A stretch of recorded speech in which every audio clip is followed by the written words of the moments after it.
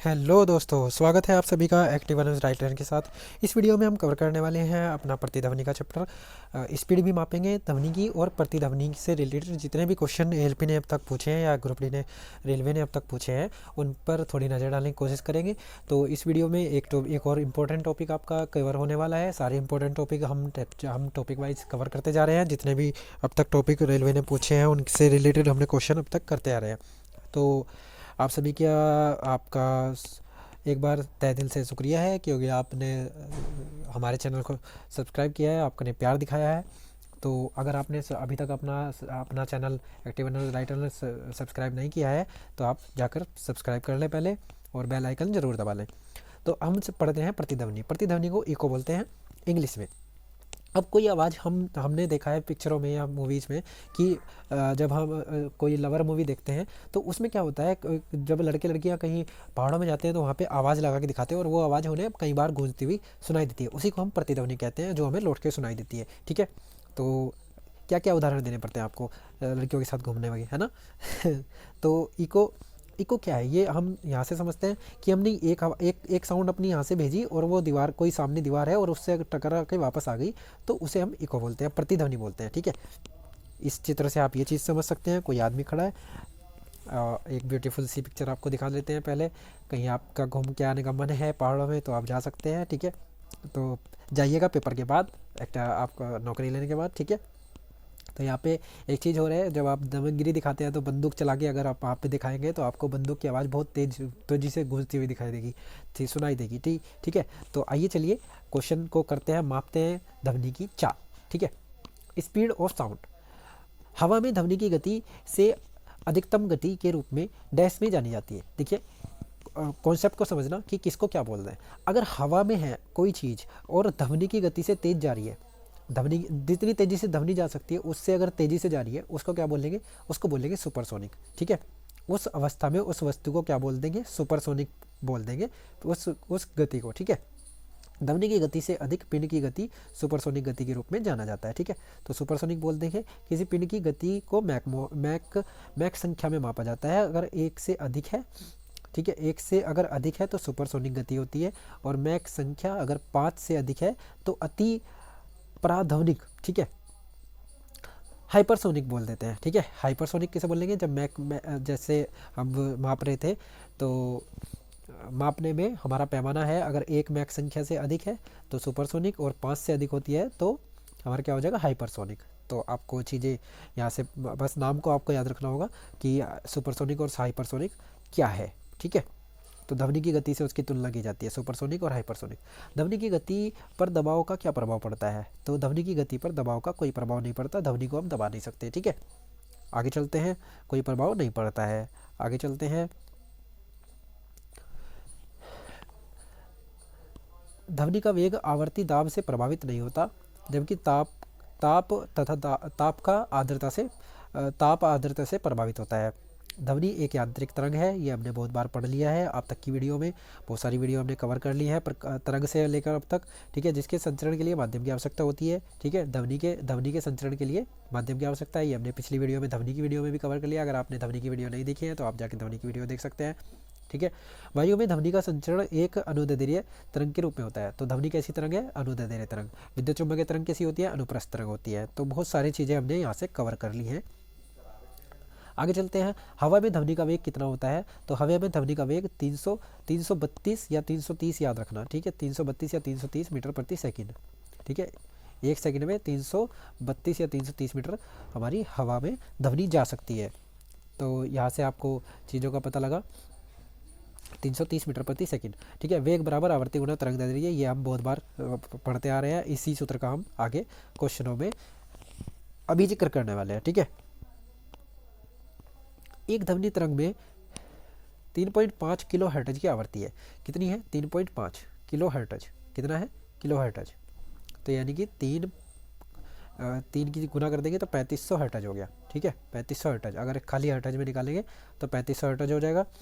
और क्या है, तरंग दैर्ध्य मिटर में दे रखी है, तो हम इसे क्या किस में डिनोट कर लेंगे, मीटर में है तो मीटर में ही रख लेंगे। ठीक है, मीटर प्रति सेकंड में ही हम लेते हैं। तो हम क्या निकाल सकते हैं, हमसे पूछा क्या है, पहले ये देख लीजिए कि कोई किसी ध्वनि की तरंग दैर्ध्य दे रखी है और आवर्ती दे रखी है, तो हम उसका वेग निकाल लेंगे, स्पीड निकाल लेंगे। तो वेग बराबर तरंग दैर्ध्य गुना स्पीड, ठीक है। आवर्ती, तरंग दैर्ध्य गुना आवर्ती, तो 3500 गुना आवर्ती का मान 0.1, ठीक है। तो कितना हो जाएगा 350 मीटर प्रति सेकंड में आता है ये, ठीक है। वेग आया है तो मीटर प्रति सेकंड में 350 मीटर प्रति सेकंड वेग आ गया। ये आपको पता है कि वेग बराबर आवर्ती गुणा तरंग दैर्ध्य होता है, ये सूत्र हमने पहले ही पढ़ लिया है। अब उसने कितनी दूरी कवर की है, 700 मीटर की दूरी तय की है, तो कितना समय लगेगा। अब हमारे पास स्पीड है, दूरी भी है, तो हम क्या निकाल सकते हैं, टाइम निकाल सकते हैं। टाइम बराबर डिस्टेंस अपॉन स्पीड, ठीक है। तो डिस्टेंस को आप स्पीड से डिवाइड कर दीजिए, तो कितना आ जाएगा 2 सेकंड, ठीक है। सिंपल है, आप करके देख सकते हैं। ALP में आया हुआ क्वेश्चन है, इसलिए थोड़ा गौर से करना, ठीक है।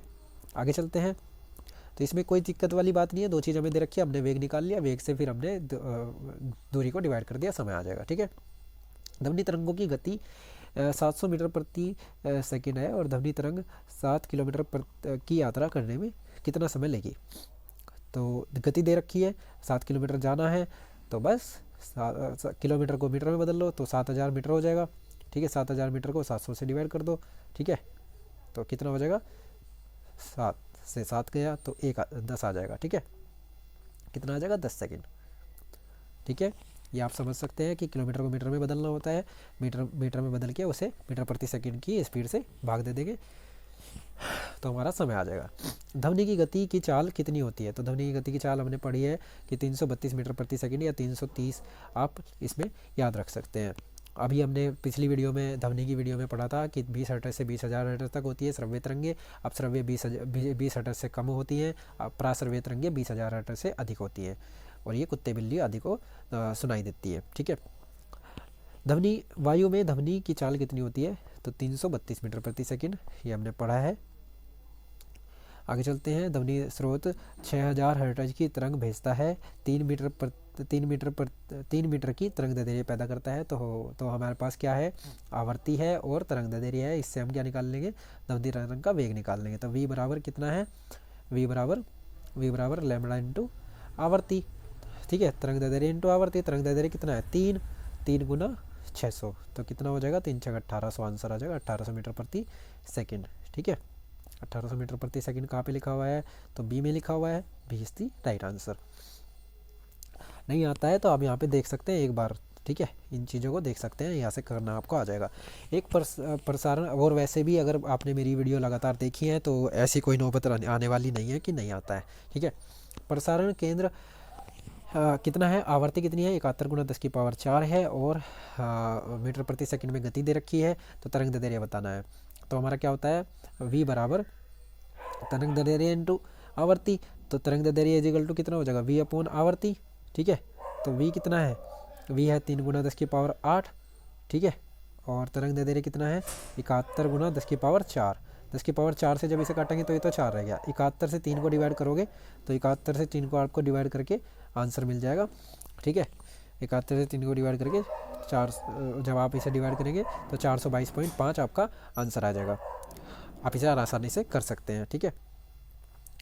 ध्वनि तरंग, देखो मैं टाइम वेस्ट ना करते हुए आपको कैलकुलेशन आपको आनी चाहिए, मैथ आप सीख रहे होंगे तो वहाँ से आपको आना चाहिए। एक ध्वनि तरंग की तरंग दैर्ध्य की गणना करें जिसमें आवर्ती इतनी है और माध्यम की गति इतनी है। तो तरंग दैर्ध्य यानी कि तरंग दैर्ध्य निकालने के लिए हमें क्या करना होगा, v को n से डिवाइड करना होगा आवर्ती से। वेग बराबर तरंग दैर्ध्य बटे गुणा आवर्ती होता है, तो तरंग दैर्ध्य बराबर वेग बटे आवर्ती हो जाएगा। तो वेग कितना है 400 को 200 से डिवाइड कर देंगे तो हमारा कितना आ जाएगा, तरंग दैर्ध्य 2 आ जाएगा, ठीक है। 2 मीटर की दूरी आ जाएगी, ठीक है, तरंग दैर्ध्य की। अब ये कह रहा है कि वायु में 0 डिग्री टेम्परेचर पर वायु में ध्वनि की गति कितनी होती है। तो 0 डिग्री टेम्परेचर पर वायु में गति 332 हमने बार बार याद किया है, ठीक है, 332 मीटर प्रति सेकंड। आगे चलते हैं। तो ये कुछ मानक चीज़ें होती हैं, जैसे नमकीन जल में कितना होता है 0 डिग्री टेम्परेचर, 0 डिग्री में कितनी स्पीड होती है, आंसू जल में कितनी होती है, ठीक है। ये अलग अलग ग्रुप डी में क्वेश्चन पूछे गए थे, तो इसके बारे में एक सेपरेट वीडियो मैं आपको डाल दूंगा छोटी सी बना के, उसके बारे में आप अलग से याद कर सकते हैं। एक ध्वनि स्रोत आवर्ती दे रखी है, तरंग दैर्ध्य दे रखी है, चाल पूछेगा तो v बराबर लैम्बडा इंटू n। तो तरंग दैर्ध्य कितना है, तरंग दैर्ध्य 2.5 गुना 400, तो ये हो जाएगा 1000, आगे चलते हैं, कौन सा कथन सत्य है? तो सर्दियों की तुलना में गर्मियों में अधिक होती है क्या चीज़? ध्वनि का वेग। अब ये क्या होता है ये समझ लीजिए कि जैसे जैसे गर्मी बढ़ती है किसी भी चीज़ में, उसमें क्या होगा, उसमें से ध्वनि आसानी से गुजर पाएगी। जैसे हमारे वायुमंडल में नमी है, सर्दियों में नमी होती है। जैसे अभी का अगर आप वीडियो देख रहे हैं जनवरी के महीने में, तो वायुमंडल में नमी के कारण उसमें कण बहुत सारे हैं, तो ध्वनि को उसके भेद के जाने में दिक्कत होती है। ठीक है, तो उसका घनत्व ज़्यादा है। और इसे ही हम गर्म कर दें, गर्म करने पर क्या होगा, ये जो कण है ये दूर दूर भाग जाएंगे ऐसे ऐसे, तो क्या हो जाएगा, इसमें से नमी कम हो जाएगी या फिर इसका आयतन बढ़ जाएगा और इसमें से ध्वनि आसानी से गुजर पाएगी। तो गर्मियों में ध्वनि दूर तक सुनाई देती है सर्दियों की अपेक्षा। सर्दियों की तुलना में गर्मियों में अधिक होती है ध्वनि का वेग। ठीक है, आसानी से समझ में आ गया होगा, मैं समझता हूँ। ठीक है, अब यहाँ से समझ लीजिए कि अगर 1 डिग्री टेम्परेचर, हम किसी चीज़ का टेम्परेचर बढ़ा देते हैं, वायु का 1 डिग्री सेंटीग्रेड तापमान बढ़ा देते हैं, तो उसमें चाल पे कितना फ़र्क पड़ता है? 0.61 मीटर प्रति सेकंड की गति से वो बढ़ती रहती है। ठीक है, 0.61। ठीक है, डैश माध्यम में ध्वनि की गति निर्धारित करता है। तो माध्यम का प्रकार, माध्यम किसे बोलते हैं? जैसे वायु, जल, ठोस, लोहा, एल्युमिनियम, तो इसमें ये माध्यम होते हैं। ठीक है, किस माध्यम में हम गति करा रहे हैं। ठीक है, तो उस पर निर्भर करेगी कैसा माध्यम है, तो उस पर निर्भर करती है। समुद्री जल में ध्वनि की गति कितनी होती है? तो समुद्री जल में ध्वनि की गति पूछ लेगा कितनी होती है, ये एक मैंने बताया कि सेपरेट वीडियो डाल दूंगा, लेकिन इसमें से थोड़ा याद कर सकते हैं। तो 1531 मीटर प्रति सेकंड होती है समुद्री जल में। ठीक है, लोहे में कितनी होती है? 5130। ठीक है, और सबसे ज़्यादा किस में होती है? एल्यूमिनियम में, ये याद रखना। सबसे ज़्यादा जो एल्यूमिनियम, सबसे ज़्यादा किस में गति होती है? एल्यूमिनियम। ठीक है, एल्यूमिनियम में सबसे ज़्यादा गति होती है ध्वनि की। वायु में ध्वनि के वेग से अधिकतम की चाल से यात्रा करने वाली एक वस्तु को क्या कहा जाता है? हमने बताया कि उसे सुपरसोनिक कहा जाता है, और सुपरसोनिक को हिंदी में क्या कहा जाता है? पराध्वनिक। ठीक है, ये तरंगे नहीं है, ये ध्वनि है। ठीक है, तो ये सुनने की क्षमता, उस किसी और वस्तु की बात हो रही है, कोई और वस्तु ध्वनि के वेग से अधिक के वेग से जा रही है तो उसे पराध्वनिक कहेंगे। अगर ध्वनि ही जा रही है तो अपश्रव्य और पराश्रव्य में से आता। ठीक है, पराश्रव्य आता ध्वनि ही जा रही है तो, लेकिन वो क्या कह रहा है, वो कोई और वस्तु की बात कर रहा है, कोई और वस्तु ध्वनि के वेग से अधिक गति पे जा रही है। ठीक है, यात्रा कर रही है कोई और वस्तु, एक वस्तु, तो वस्तु तो ध्वनि नहीं है, तो हम उसे नाम पराश्रव्य अपश्रव्य नहीं दे सकते, उसका नाम क्या होगा? सुपरसोनिक। ठीक है, या पराध्वनिक। ठीक है, आगे चलते हैं। अगला क्वेश्चन है, किसी भी माध्यम में जैसे ही हम डैश बढ़ाते हैं ध्वनि की गति बढ़ जाती है। हमने बताया कि ताप जैसे जैसे बढ़ाते रहेंगे तो क्या हो जाएगा? तापमान बढ़ाते रहेंगे तो ध्वनि की गति उसमें से बहुत तेज़ी से बढ़ेगी। ठीक है, जब किसी वस्तु की चाल ध्वनि की गति से अधिक होती है तो इसे डैश चाल पर यात्रा करना कहा जाता है। तो हमने बताया कि पराध्वनिक चाल पर उसे यात्रा करना कहा जाता है। पराध्वनिक को सुपरसोनिक कहते हैं। ठीक है, पराध्वनिक चाल बोलते हैं। और किसी और वस्तु की अगर तुलना हो रही है तब ही उसे पराध्वनिक कहेंगे, और ध्वनि की तुलना हो रही है, ठीक है, तो उसे पराश्रव्य कहेंगे। आगे चलते हैं। यदि तापमान बढ़ता है तो ध्वनि की गति बढ़ती है। तापमान बढ़ता है तो ध्वनि की गति बढ़ती है, ये हमने पढ़ लिया। दिए गए तापमान पर ध्वनि की गति डैश में अधिकतम होती है। तो एल्युमिनियम में इसकी गति अधिकतम होती है, सबसे अधिक मैंने बताया कि किस में होती है? एल्युमिनियम में। डैश में ध्वनि की गति सबसे तेज होती है, तो स्टील में ध्वनि की गति सबसे तेज होगी। ठीक है, निम्नलिखित में से किस माध्यम में ध्वनि किसी विशेष तापमान पर सबसे तेज यात्रा करती है? तो सबसे तेज यात्रा इनमें से सबसे तेज यात्रा स्टील में करेगी, वायु में सबसे कम, फिर पानी, कांच, तो सबसे तेज किस में करेगी? स्टील में। आगे चलते हैं। किसी पदार्थ में ध्वनि का वेग सबसे कम होगा, किस पदार्थ में? इनमें से किस पदार्थ में सबसे कम पूछा है? सबसे कम वायु में होता है। ठीक है, आगे चलते हैं। ध्वनि का प्रसार डैश में अधिकतम होता है, तो प्रसार पूछ रहा है, तो सबसे ज़्यादा किस में जाती है ध्वनि की? ठोस में जाती है, तो इनमें से ठोस आ जाएगा सबसे तेज स्पीड से। ध्वनि निम्न में से किस माध्यम में सबसे तेज यात्रा करती है? तो ठोस पदार्थ में सबसे तेज यात्रा कर रही है ध्वनि। इनमें से आप पढ़ सकते हैं इसको, क्या क्या बोल रहा है कि ध्वनि एक यांत्रिक तरंग है और ध्वनि के संचरण के लिए माध्यम वायु, जल, स्टील आदि की आवश्यकता होती है। ध्वनि निर्वात से होकर नहीं गुजरती। ठीक है, जब हम ठोस से गैसीय अवस्था में जाते हैं तो ध्वनि की चाल कम हो जाती है। किसी भी माध्यम में ताप बढ़ाने पर ध्वनि की चाल बढ़ती है। ठीक है, ये सब चीज़ें बता चुका हूँ। आगे चलते हैं। ध्वनि किस माध्यम में अधिकतम चाल से यात्रा करती है? बार बार रिपीटेड क्वेश्चन है। तो ठोस में सबसे ज़्यादा तेज़ गति से करेगी। ध्वनि की चाल माध्यम के डैश गुणों पर निर्भर करती है। तो ध्वनि की जो चाल होती है प्रत्यास्थता पर भी, ताप पर भी और घनत्व भी, तो सारे इन सभी चीज़ों पर ध्वनि की चाल निर्भर करती है कि वो पदार्थ कैसा है। ठोस से गैसीय माध्यम में जाते समय ध्वनि की चाल क्या होगी? तो ठोस में ज़्यादा होती है, गैस में कम होती है, तो घट जाएगी। ठीक है, आगे चलते हैं। अब क्वेश्चन है, एक ध्वनि तरंग की आवृत्ति 4 किलोहर्ट्ज है और तरंग दैर्ध्य 40 सेंटीमीटर है। तो ध्वनि तरंग द्वारा 3.5 किलोमीटर दूरी तय करने में कितना समय लगेगा?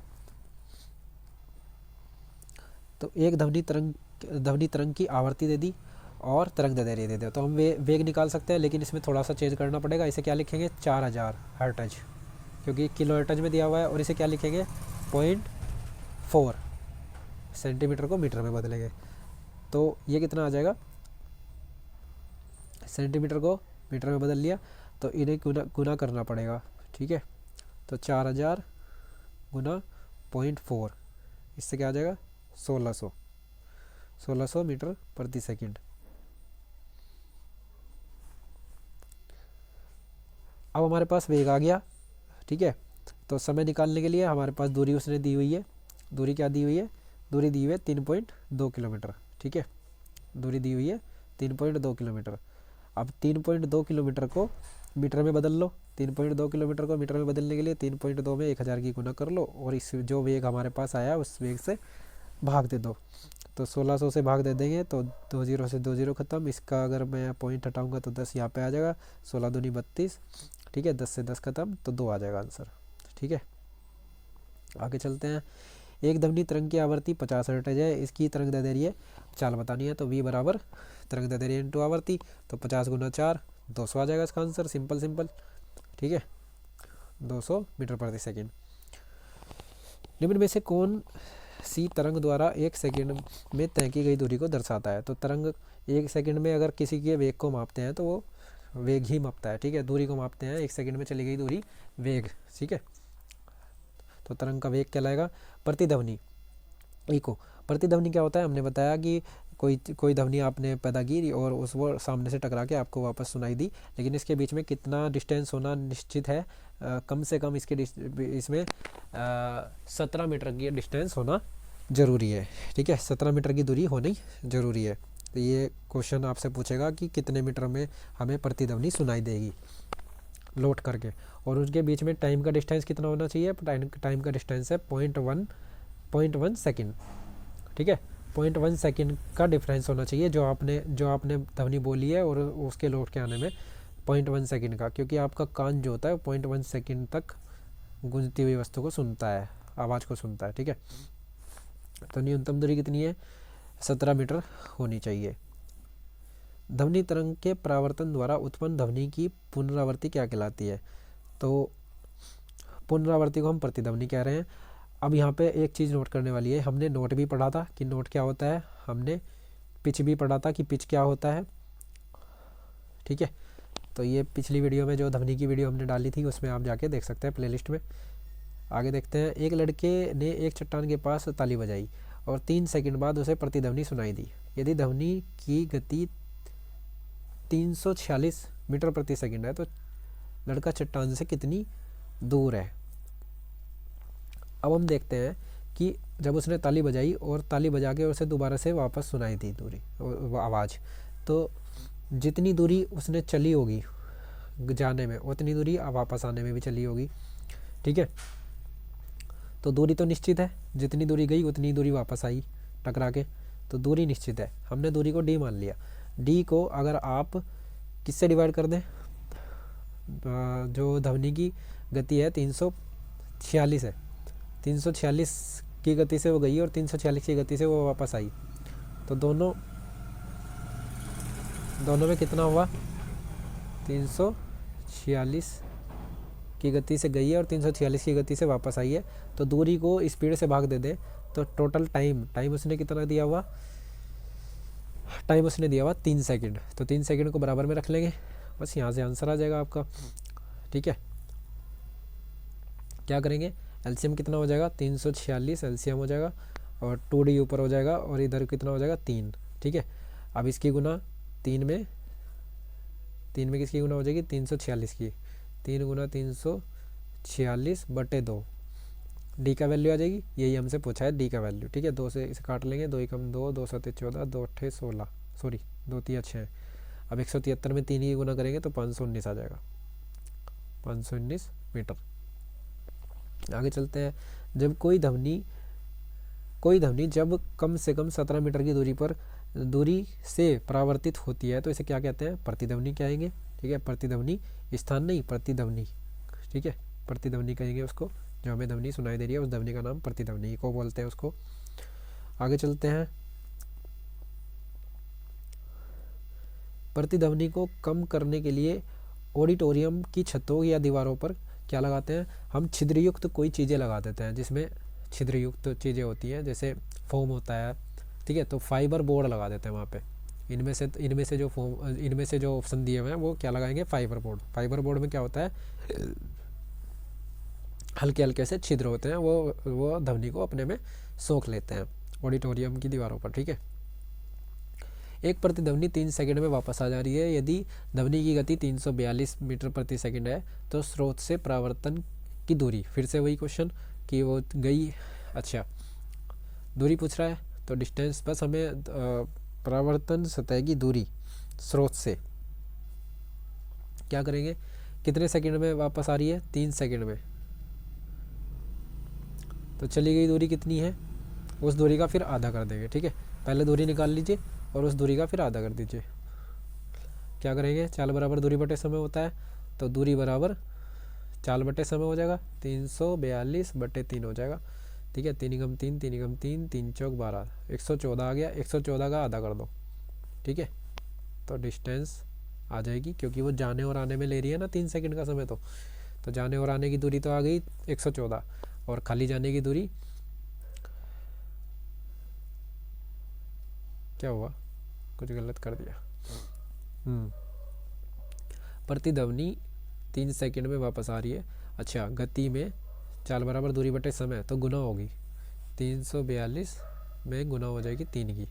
ठीक है, तो कितना आ जाएगा, 342 में 3 की गुना करके 1026। अब इस 1026 को 2 से डिवाइड कर दो। ठीक है, यह आई हमारी टोटल दूरी जाने और आने की। 326 को जब 2 से डिवाइड करेंगे तो 5 1 3 513। ठीक है, 513 मीटर आएगा। अगला क्वेश्चन देखते हैं, लगातार या एक अधिक डैश के कारण प्रतिध्वनियों को एक से अधिक बार सुना जा सकता है, तो क्या हो रहा है, परावर्तन हो रहा है, टकरा के वापस आ रही है। ठीक है, हमने प्रकाश किरणों में पढ़ा था, जब कोई एक माध्यम में अंदर नहीं जाती किरण और ऐसे टकरा के वापस आ जाती है, उसे क्या बोलते हैं, परावर्तन। और ध्वनि में भी यही हो रहा है, ध्वनि जा रही है और वापस आ रही है, तो इसी चीज़ को हम क्या बोलेंगे, परावर्तन बोलेंगे। ठीक है, आगे चलते हैं, और उसी के आधार पर उसका नाम रखा हुआ है प्रतिध्वनि। स्पष्ट प्रतिध्वनि सुनने के लिए मूल ध्वनि तथा परावर्तित ध्वनि के बीच में कम से कम कितना समय अंतराल होना चाहिए, मैंने बताया 0.1 सेकंड का समय अंतराल होना चाहिए। ठीक है, ALP टेक्नीशियन 2018 में पूछा हुआ है। ठीक है, तो 17 मीटर की दूरी होनी चाहिए, 0.1 सेकंड का समय अंतराल होना चाहिए। 2 चीज़ होनी चाहिए प्रतिध्वनि के लिए। ठीक है, एक समुद्री सर्वेक्षण जहाज समुद्र के तल पर एक ध्वनि तरंग भेजता है। ठीक है, तो जहाज जो भेज रहा है वो तरंग भेज रहा है गहराई मापने के लिए, तो 2.5 सेकंड के बाद एक प्रतिध्वनि या अनुगूंज प्राप्त करता है। समुद्री जल में ध्वनि की गति 1200 मीटर प्रति सेकंड है, तो समुद्र की गहराई बताओ कितनी है। तो उसने जो तरंग भेजी है उसकी वो कितने समय बाद, 2.5 सेकंड बाद उसे सुनाई दे रही है, और 1200 मीटर प्रति सेकंड की स्पीड से वो गई है। तो उसने 1200 मीटर प्रति सेकंड की स्पीड से 2.5 सेकंड में कितनी चाल चल रही होगी, कितनी दूरी चल रही होगी, तो 1200 की गुना कर दो, 1200 गुना 2.5 में, तो कितना आ जाएगा, 3000। अब ये जो 3000 है, ये वो जो आवाज़ हमने छोड़ी थी वो गई भी है और आई भी है, तो खाली अगर गहराई मापनी है तो इसका आधा करना पड़ेगा। तो 1500 आ जाएगा। ठीक है, कितना आ जाएगा? 1500 मीटर की दूरी है। आगे चलते हैं। ध्वनि की दृढ़ता दो गहरे प्रतिबिंब का परिमाण होती है, इसे क्या कहते हैं? तो उसे हम क्या बोलते हैं? प्रतिध्वनि। ध्वनि की दृढ़ता जो दोहरे प्रतिबिंब, दो गहरे पढ़ रहा है, पढ़ लिया, गलत पढ़ लिया, दो दोहरे प्रतिबिंब का परिमाण होती है। दोहरे प्रतिबिंब के अनुसार हमें क्या सुनाई देती है? प्रतिध्वनि सुनाई देती है। ठीक है, आगे चलते हैं। मानव मस्तिष्क में ध्वनि की गूंज, मैंने बताया मानव मस्तिष्क कितनी पर काम करता है? 0.1 सेकंड पर काम करता है। आगे चलते हैं। व्यक्ति ने चट्टान के पास ताली बजाई, 4 सेकंड बाद उसे ताली की आवाज़ सुनाई देगी और व्यक्ति की चट्टान से दूरी बतानी है। तो ध्वनि की गति कितनी है? 346 है। तो 346 की स्पीड से उसने 4 सेकंड में कितनी दूरी प्राप्त करी होगी? तो 4 छिंग 24, 4 चौक 16, 16 और 2 18, 4 तिया 12 और 1 13, 1384 जो आई वो जाने और आने की दूरी है। तो 2 से इसे डिवाइड कर देंगे तो कितना हो जाएगा? 2 सते 14, 2 अट्ठे 16, 2 दूनी 4, तो 700 नहीं, 2 छिक 12, ये 2 छिक 12 है। ठीक है, 2 छिक 12, 2 अट्ठे 16 और 2 छिक 12, 2 गलती हो रही है बार बार, कुछ ठीक करना है, रुको। हाँ, इसे 2 से डिवाइड करिए तो 2 छिक 12, 2 नीम 18 और 2 दूनी 4। ठीक है, 692 आ जाएगा। 692 डिवाइड कर लेना। एक बड़े हॉल की दीवारों से ध्वनि के बार बार परावर्तन को क्या कहा जाता है, जिसके परिणाम स्वरूप ध्वनि की अनुभूति बनी रहती है? तो उसको हम क्या बोलते हैं? प्रतिध्वनि बोल रहे हैं कि हमें गूंज बार बार सुनाई दे रही है, ध्वनि की अनुभूति बन रही है ना, तो उसको हम प्रतिध्वनि बोल रहे हैं। अब ये कह रहा है एक ध्वनिक अनुनाद प्रतिध्वनि है जो कंपन में होने पर नियत स्वरमान पर गूंजता है, तो उसे बोलते हैं ट्विनिंग फोर्क। क्या बोलते हैं? Twinning fork. आगे चलते हैं। अलग अलग प्रतिध्वनियों को सुनने के लिए ध्वनि के स्रोत से अवरोधों की न्यूनतम दूरी कितनी होनी चाहिए?